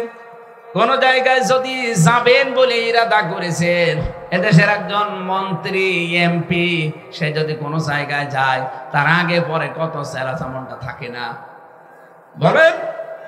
আর উনি তো তামাম দুনিয়ার বাদশাহ। উনি যাচ্ছেন যখনই দিন বাহিনী সামনে নিয়ে, মানুষের বাহিনী একটা, জিনদের বাহিনী একটা, পশু পাখির বাহিনী একটা, সারিবদ্ধ হয়ে নিয়ে যাচ্ছেন। হাত্তা ইদা তাও আলা ওয়াদিন নামলি ক্বালাত নামলাতু ইয়া আইয়ুহান নামলু দুখুলু মাসাকিনাকুম লা ইয়াহতিমান্নাকুম সুলাইমানু ওয়া হুম লা ইয়াশউরুন। একটু তাকান এদিকে। হযরত সুলাইমান যখন বহর নিয়ে বের হলেন, তিনি একটা রাস্তার পাশ দিয়ে যাবার সময় দেখলেন রাস্তার পাশে পিপিলিকা, এই যে সূরার নাম যেটা পিপিলিকা সূরা, পিঁপড়া, একটা কালো মাথা মোটা পিঁপড়া তিনি লক্ষ্য করলেন এই সিংহাসন থেকে। এই পিঁপড়াটা তার যাদের আশপাশে আছে তার অনুগত জাতিকে ডাক দিয়ে বলছে, এ পিপিলিকারা, সুলাইমান আসতেছে দলবল নিয়ে, অসতর্কতা বশত হয়তো পিষে ফেলতে পারে, তাড়াতাড়ি তোমরা ঘরে প্রবেশ করো। এখান থেকে মুফাসসিরিন ইকরাম শিক্ষা বের করেছেন, এই যারা নেতৃত্ব দেবে জাতির, এই মানুষগুলোকে জাতিকে মাঝে মাঝে সতর্ক করা লাগবে। আর আমাদেরকে আপনারা কি করেন? এদেশের যারাই নেতৃত্ব দিলে এই 54 বছর জাতিকে সেখানে সতর্ক করা তো দূরের কথা, জাতিকে আরো ধ্বংস করার জন্য ঠেলে দেয়। আপনি দেখেন তারাই রাজনীতি করে, যারাই নেতা হয়, সবগুলোর আকীদা কাজ কারবার আমরা একই দেখি। এরা শুধু নিজের আখের গোছানোর চিন্তায় থাকে। একবার এমপি হয়ে যেতে পারলে সারা জীবন আর কিচ্ছু করা লাগে না, এমনকি 14 বংশ আর কিছু করা লাগে না। এমন মানুষ দেশে ছিল না বলেন? আর আপনারা আন্দাজেতে দোষ দেন আমাদের উপরে। মাওলানা মতিউর রহমান নিজামের দিকে তাকান, এমপি ছিল, মন্ত্রী ছিল, এখনো পর্যন্ত পরশুদিন ছিলাম তার বাড়িতে, উপরে টিন, নিচে চাটাইয়ের বেড়া, আর একদিকে সামনে মাটির দেওয়াল। বাংলাদেশে একটা মন্ত্রী এখন দেখান তো, এই 15.5 বছর যারা মন্ত্রী ছিল, যে তার বাড়ি দেওয়াল মাটির, উপরে টিন দেখান। 5.5 বছরের ভেতরে 4 আনার দুর্নীতি খুঁজে পাওয়া যায়নি। আপনি আল্লাহর ওলি খোঁজার জন্য চলে যাচ্ছেন সেই চট্টগ্রামে। কিসের আল্লাহর ওলি? আল্লাহর ওলি তো এইটা যার কাছে কোটি কোটি টাকার পরও 4 আনা পয়সা দিতে পারে না। আল্লাহর ওলি খুঁজতে যাও। অর্থনীতির দিক থেকে সবচাইতে বড় ওলি আমরা প্রমাণ পেয়ে গেছি, যাদের হাতে এত কোটি টাকা থাকার পরও এদিকে ওদিকে হয় না। এদের কাছে দেশ দিলেও এদিকে ওদিকে হবে না। আর আমরা যাদেরকে দিয়েছিলাম, এমন মানুষ এক একজনের 620টা বাড়ি। আর আল্লাহর ওলি যাওয়ার সময় কি করেছে দেখেছেন?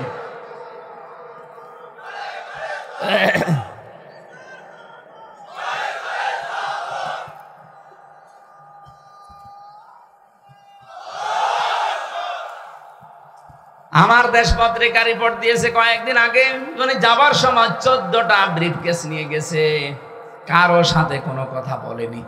পাইলটকে বলছে ব্রিফকেস গুলো উঠেছে, বলে হ্যাঁ ম্যাডাম চলো। আপনার ব্রিফকেসের এত দরকার? আবার সারা জীবন মানুষকে মিথ্যা কথা বলতো যে আমার কিচ্ছু দরকার নেই, আমি নিজের জন্য কিছু করি নাই। ব্রিফকেসের ভেতরে কি ছাই ছিল, মাটি ছিল? ভণ্ডামি করার জায়গা পান না। ও জানে যে যা নিয়ে আসলাম কিয়ামত পর্যন্ত যদি হায়াত পাই, কিয়ামত পর্যন্ত থাকবো স্বামীর কাছে, যাওয়া লাগবে না ও দেশে আমার। এই চিন্তা ভাবনা করে ব্রিফকেস গুলো নিয়ে গেছে। আর তার জন্য এত মায়া কান্না আপনার, এমনকি কাওয়া কাকু কেউ বলে যায়নি, বলে গেছে। আমারে তো অন্তত কল দিতে পারতো যে হামজা 3 বছর জেল খাটালাম, মাফ করে দিও, চলে গেলাম। কিছু বলে না শয়তান।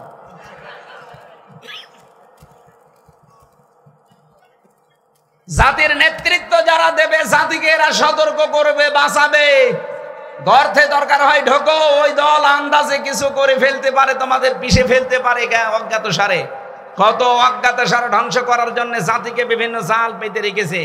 এই যে এনজিও, এই কথা বলে না কেন, 14টা এনজিও কাজ করছে বাংলাদেশে মানুষের ঈমান ধ্বংস করার জন্য। আজ জাতির সত্ত্বী নেতৃত্ব যারা দেওয়ার যোগ্য তারা কিন্তু একেবারে জীবন দিয়ে হলেও পাহারা দিচ্ছে। ইসলামী শিক্ষা বাস্তবায়নের জন্য শহীদ আব্দুল মালিক জীবন দিয়ে গেছে, তারপরও মাথা নত করে নাই। আপনি কি করেন? জাতিকে সতর্ক করার জন্য একটা ডাক দিতে পারেন না? আমরা তো 24 ঘন্টা এই ডাকের উপরে আছি। ফাইম্মা ইয়াতিয়ান্নাকুম মিন্নি হুদা ফামান তাবিয়া হুদায়া ফালা খাউফুন আলাইহিম ওয়ালা হুম ইয়াহজানুন। আল্লাহর পক্ষ থেকে যা বাণী আল্লাহ পাঠিয়েছেন, গ্যারান্টি দিয়েছেন আল্লাহ, এটা হেদায়েত, অনুসরণ করো, কোনো ভয় নেই, কোনো চিন্তা নেই। সারা পৃথিবী একদিকে হয়ে যাক, এই ঈমান নিয়ে বসবাস করা লাগবে। সারা দুনিয়া যদি ক্ষতি করতে চায়, আল্লাহর ইচ্ছা না থাকলে একটা পশম খাড়া করতে পারবেন না। এটার নাম ঈমান। এটার নাম কি? আমরা তো এই বিশ্বাসে এগিয়ে যেতে চাই। বরিশালবাসী একটা পিপিলিকার কাছ থেকে আমরা শিক্ষাটা নিতে পারলাম না। হযরতে সুলাইমান কথাগুলো শোনার পরে বহর থামিয়ে দিলেন, ডাক দিয়ে বললেন, দাঁড়াও। ফাতাবাসসামা দাহিকাম মিন কাউলিহা ওয়া ক্বালা রাব্বি আউযি'নি আন আশকুরা নি'মাতাকাল্লাতী আন'আমতা আলাইয়া ওয়া আলা ওয়ালিদাইয়া ইলা আখিরি আয়াত। তিনি মিষ্টি হাসলেন, হেঁটে ওটা তুলে নিলেন। ওটা যেহেতু একটু মাথা মোটা মানে একটু নেতা গোছের পরিচালক, হাতের উপরে তুলে নিয়ে বললেন, হে আল্লাহ, আমি এই পিপিলিকার মতো শুকরিয়া তোমার কাছে আদায় করতে পারলাম না, আমি তোমার শুকরিয়া আদায় করছি, আমাকে তোমার শুকরিয়া আদায় করার তৌফিক দাও। ওয়ালি দাইয়া, আমার মা বাবার শুকরিয়া আদায় করার তৌফিক দাও। এখানে আলেমদেরকে এবার বলছি, পড়া কোরআন শরীফের ভেতরে 3টা কথার সাথে 3টা কথা আল্লাহ জুড়ে দিয়েছেন। একটা না মানলে আরেকটার কোনো গুরুত্ব নেই। যেখানেই দেখবেন শুকরিয়া আদায় করার কথা, সেখানে আনিস করলি বলি দায়কাজ, আল্লাহর শুকরিয়া আদায় করবার সঙ্গে সঙ্গে মা বাবার কথা আছে। কে যদি আল্লাহর শুকরিয়া আদায় করে কিন্তু মা বাবার শুকরিয়া আদায় না করে, ও যেন আল্লাহকেও মানে না। যেখানেই দেখবেন আকিমিস সালাহ, সঙ্গে সঙ্গে আতুস যাকাত, নামাজ পড়ো, সঙ্গে সঙ্গে আল্লাহ বলেন যাকাত দাও। নামাজ পড়েন, যাকাত দেন না, আপনি যেন নামাজও পড়েন না।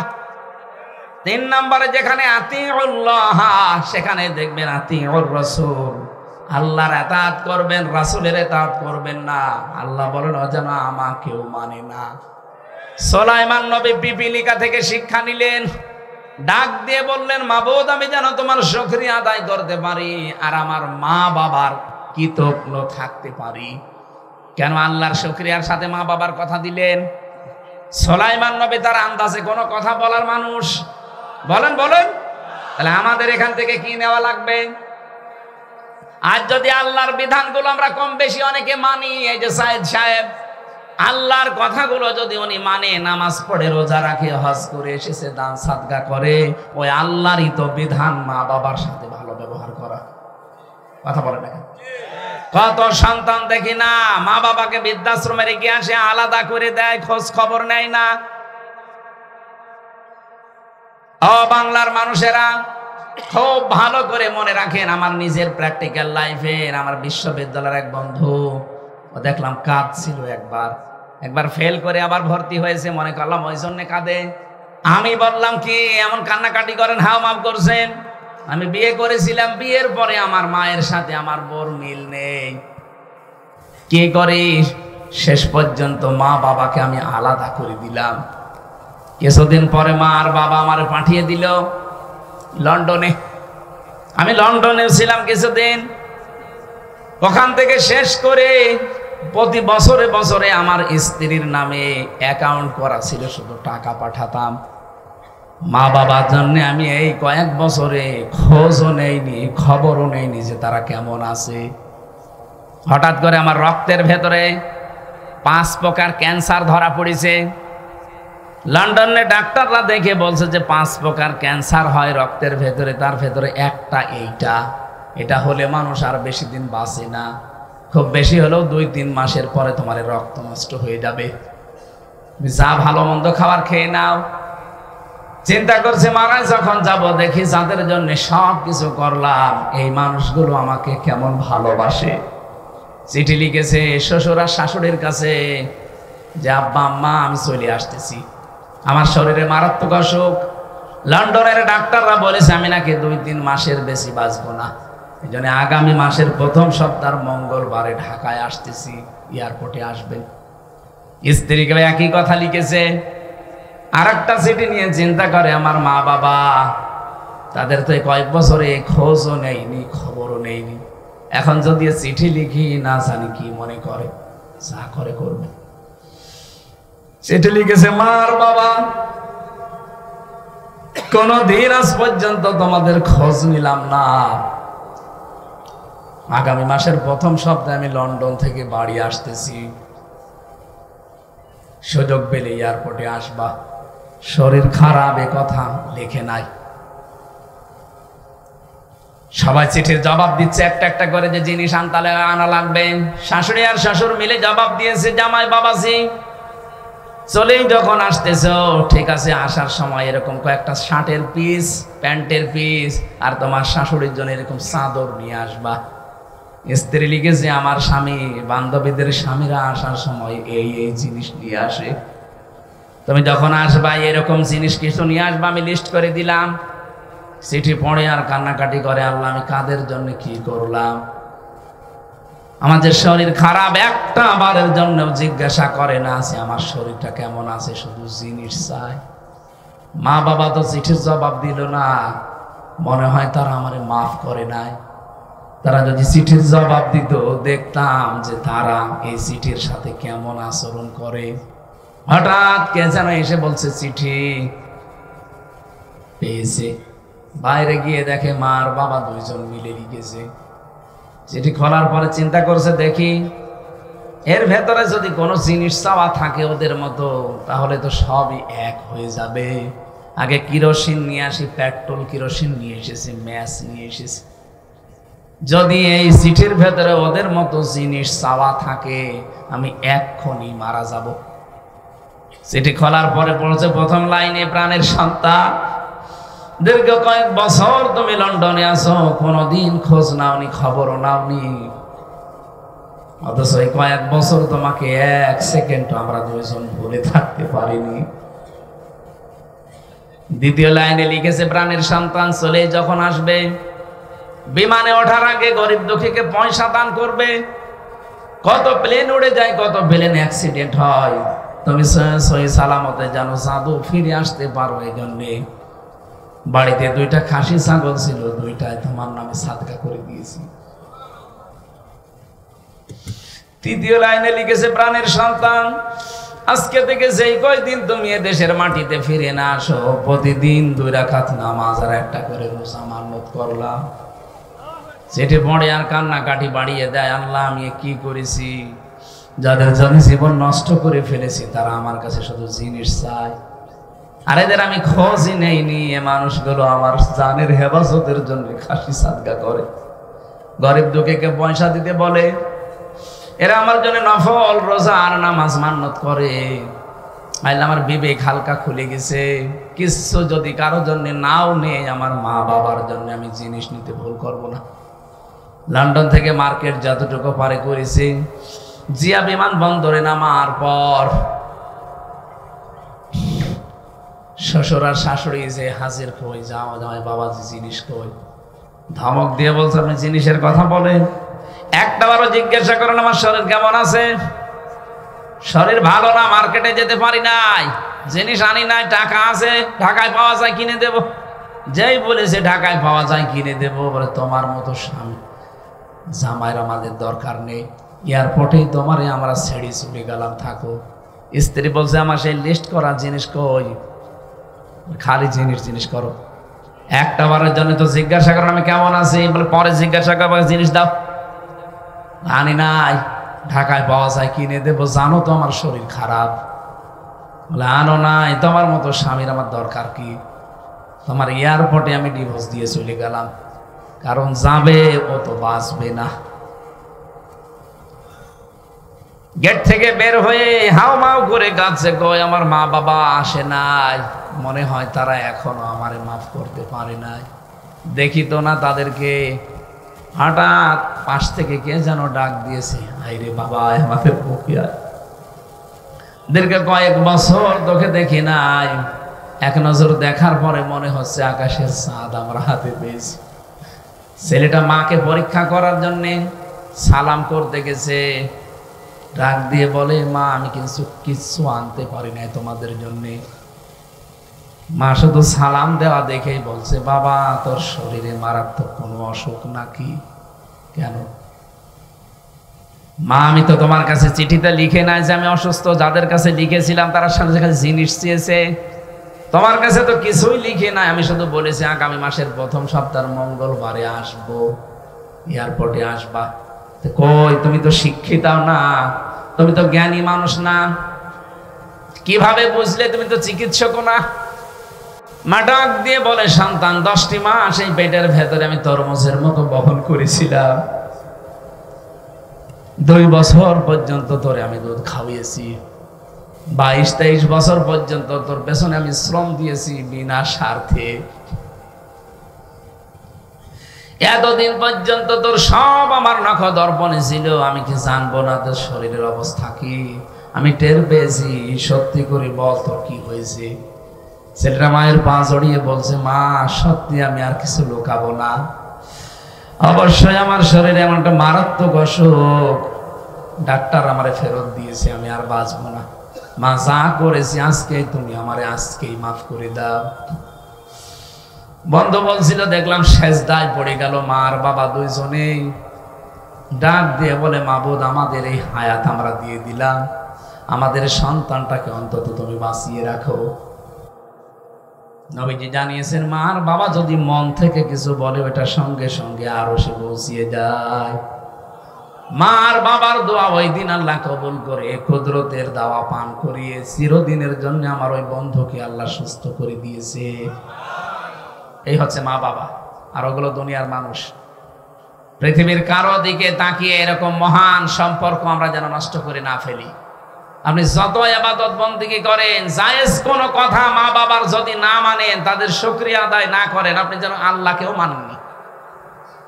এই জন্য সুলাইমান নবী একটা নবী, তিনি আল্লাহর শুকরিয়া আদায় করার পাশাপাশি মা আর বাবার নাম নিয়েছিলেন। আমরা যারা সন্তান আছি, মা বাবা যাদের আছে, অবশ্যই এদিকে আমাদের খেয়াল রাখা লাগবে। আপনি আকাশ পরিমাণ ইবাদত বন্দেগী দিয়ে কি করবেন? আপনার মা বাবা যদি সন্তুষ্ট না থাকে আপনার প্রতি, জায়েজ পন্থায়। এরপরে তিনি বলেছিলেন, তার দাহ, হে আল্লাহ আমি তোমার সন্তুষ্টি চাই। আল্লাহ রাব্বুল আলামিনকে সন্তুষ্ট করার জন্য আল্লাহ যে ইবাদত দিয়েছেন, তার মাধ্যম আমরা যেন তার ইবাদতের মাধ্যমে তাকে সন্তুষ্ট করতে পারি। ও বাংলার মুসলমানের, এখান থেকে একটা শিক্ষা বের হয়, তার দহ। এই তার দহ শব্দের ব্যাখ্যায় আমি পড়েছি, আল্লাহকে রাজি করার একটাই পদ্ধতি আছে, সেটা ইবাদত। কোন মানুষ যদি ইবাদত করতে চায়, তার প্রথম শর্ত হচ্ছে তার ঈমান আনা লাগবে। কথা বলে লেখা, ঈমান আনার আগে আর একটা শর্ত পূরণ করা লাগবে, সেটা হচ্ছে তাগুত বর্জন করা। এখানে আমরা বহু মানুষ বসে আছি, দেখতে মনে হচ্ছে যে অনেক ভালো মানুষ, দেখতে মনে হচ্ছে, কিন্তু ঈমান এনেছি তাগুত ছেড়ে না দিয়ে। আপনি যদি তাগুত ছেড়ে না দিয়ে ঈমান আনেন, আপনার ঈমান কিন্তু টিকবে না। ফামান ইয়াকফুর বিত-তাগুতি ওয়া ইউমিন বিল্লাহ ফাকাদ ইসতামসাকা বিল উরওয়াতিল ওয়াসকা লা ইনফিসামা লাহা ওয়াল্লাহু সামিউন আলিম। হে নবী, আপনি বলেন, যারা ঈমান আনতে চায় তারা যেন তাগুত ছেড়ে দেয়। তাগুত ছেড়ে যদি কেউ ঈমানের দাবি করে, ও একটা এমন মজবুত রশি ধারণ করেছে যা কখনো ছিঁড়ে যাবে না। এই বাংলাদেশে যারা তাগুত ছেড়ে না দিয়ে ঈমান আনে, ওদের ঈমান টেকে না। এই কথা বললেন না? জাতীয় মসজিদের সাবেক ইমাম কি তাগুত ছেড়ে না দিয়ে ঈমান এনেছিল, ঈমান টিকাতে পারে নাই। আপনি কি মনে করছেন এত বড় দাড়ি থাকলে, বিশাল জুব্বা থাকলে, বড় পাগড়ি থাকলে বিশাল ইমানদার? এর চাইতে বড় দাড়ি ছিল আব্দুল্লাহ বিন উবাইয়ের। বলেন, তাগুত ছেড়ে না দিয়ে ঈমান আনলে আপনি টিকাতে পারবেন না। আর তাগুত ছেড়ে দিয়ে যারা ঈমান এনেছে দেখেন, ডক্টর শফিকুল ইসলাম মাসুদ, দেলাওয়ার হোসেন 56 দিন রিমান্ডে ছিল বাংলাদেশে, ইতিহাস পাল্টিয়ে দিয়েছে। তার গরম করে লজ্জাস্থানের ভেতরে ঢুকিয়েছে, আমি নিজে সাক্ষী, লজ্জাস্থান নষ্ট হয়ে গেছে। বাংলাদেশের ইতিহাসে এতদিন কেউ রিমান্ডে আজ পর্যন্ত থাকে না, এসব কোনো জায়গা নেই, সব গোড়া হয়ে গেছে। এরপরও জালেমরা এক চুল টলাতে পারে না ঈমান থেকে, কারণ তারা ঈমান এনেছে তাগুত ছেড়ে দিয়ে। আর আপনি ঈমান আনেন তাগুতের সাথে মিশ্রণ করে, এই জন্য তো ঝড় আসলে আপনার ঈমান লিবে যায়। আপনার উপরে আল্লাহ এমনি রাজি হবে? ওয়াদখিলনি বিরহমাতিকা ফি ইবাদিকা সালিহিন, হে আল্লাহ তুমি আমাকে প্রবেশ করাও তোমার শুকরগুজারি বান্দা যারা তাদের ভেতরে। সুতরাং আপনাকে ইবাদতের মাধ্যমে সন্তুষ্টি অর্জন করা লাগবে আল্লাহর। ইবাদতের আগের শর্ত ঈমান আনতে হবে আল্লাহর প্রতি, ঈমান আনার আগে শর্ত তাগুত ছেড়ে দেওয়া লাগবে। আল্লাহ আমাদেরকে মেন কথাগুলো বোঝার এবং আমল করার তৌফিক দিন, বলেন আমিন। দাম্পত্য জীবনের সমস্যা সমাধান, এই নিয়ে আমার বই লেখা আছে, এই জন্য মেয়েদের ওপর কথা বললাম না। ওই গাড়িতে আছে, সেলখানায় বসে বসে লিখেছিলাম দাম্পত্য জীবনে মানুষের কলহ কেন হয় আর এর সমাধান কি করে করা লাগে, ওখান থেকে নিয়ে মেয়েকে পড়াবেন। আজকের মতো আমরা শেষ করছি, আমিন, আল্লাহুম্মা আমিন। লা ইলাহা ইল্লা আনতা সুবহানাক ইন্নী কুনতু মিনাজ জালিমিন। আল্লাহুম্মা গফিরলি ওয়ারহামনি ওয়াহদিনি ওয়াফিনি ওয়ারযুকনি ইয়া রাব্বাল আলামিন। আল্লাহ তাআলা বরিশাল জেলার মোলাদি চর পদ্মা আফসারিয়া স্কুল অ্যান্ড কলেজ ময়দানের দিকে তাকাও। গভীর রজনী, এখন ঘুমিয়ে পড়ার কথা ছিল আমাদের। রাত 11টা 20 বেজে গেছে। এত রাত পর্যন্ত যে মানুষগুলো, কত আলেম এখানে বসে আছে, কত শিক্ষিত ভাইরা বোনেরা মায়েরা বসে আছে। কোরআনে কারীম হযরতে সুলাইমান নবী এবং পিপিলিকার জীবন থেকে কয়েকটা শিক্ষা বলেছি। তুমি তাফসীর আকারে যেগুলো বলতে চেয়েছো অল্প সময় আমি বলার চেষ্টা করেছি। এই আয়াতগুলো থেকে আমাদের শিক্ষা নেওয়ার তৌফিক দাও। এ বিশাল আয়োজন দেখো, জান্নাতের মতো সাজিয়েছে। তোমার একজন আলেম বান্দা জনাব আলহাজ মাওলানা ফজলুল হক সাইদ ভাই, আল্লাহ তাআলা কোরআনে কারীম প্রচার হবে, কোরআন মানুষ জানবে, কোরআনের কাছে আসবে, এই নিয়তে লক্ষ লক্ষ টাকা খরচ করেছে। তার এই টাকাগুলো ইসলামের কাজে তুমি কবুল করো। তোমার নবী জানিয়েছে কোরআনের প্রচারে যাদের টাকা খরচ হয় কিয়ামতে ওই টাকার হিসাব দেওয়া লাগবে না। আজকের এই ময়দানে একটাই উদ্দেশ্য, কোরআনে কারীম যেন প্রচার হয়। কোরআনের মাদ্রাসা এখানে কায়েম করেছে। আজকে 3 জন হাফেজের মাথার উপরে আমরা পাগড়ি লাগিয়েছি। এই হাফেজে কোরআনদের এদের মা বাবাকে তুমি জান্নাতের সর্বোচ্চ মাকাম দিও আল্লাহ। আলহাজ ফজলুল হক সাইদ, আল্লাহ তুমি তার মা বাবাকে মাফ করে দাও। তার বাবার বর্ণনা আমি বহু শুনেছি। আল্লাহ তোমার নেককার বান্দা ছিল, তার জীবনের ভালো ভালো কাজগুলো কবুল করো, অন্যায়গুলো তুমি মাফ করে দাও। রব্বুল আলামিন তার মাকেও তুমি ক্ষমা করে দাও। তার ভাই ভাগ্যর সন্তান আদি স্ত্রী যাদেরকে তুমি দিয়েছো, রব্বানা হাবলানা মিন আজওয়াজিনা ওয়া যুররিয়াতিনা কুররাতা আয়ুনিন ওয়াজআলনা লিল মুত্তাকিনা ইমামা। আল্লাহ যত আলেম এখানে কথা বলেছে, বিশেষ করে মাওলানা আব্দুল বাতেন, মাওলানা হোসাইন মাহফুজ, আল্লাহ আদ্দিন হাসপাতালের সম্মানিত ইমাম হাফেজ মাওলানা সাইদুল ইসলাম সহ যত আলেম এখানে কথা বলেছে, আলেমদের কথাগুলো মেনে চলার তৌফিক দাও। মাইনুর রহমান সোহাগ ভাই এখানে এসেছে, আল্লাহ তুমি তার জীবনটাও কবুল করো। আমাদের প্রধান অতিথি অ্যাডভোকেট জয়নুল আবেদিন, তার আইনের সেবার মাধ্যমে যত মানুষ উপকার পেয়েছে, আল্লাহ তুমি তাকে দান করো। যদি কোনো মানুষ অবিচারের সম্মুখীন হয়, আল্লাহ তুমি তাকে মাফ করে দাও। মা বোনদেরকে খাদিজার মতো আয়েশার মতো বানাও।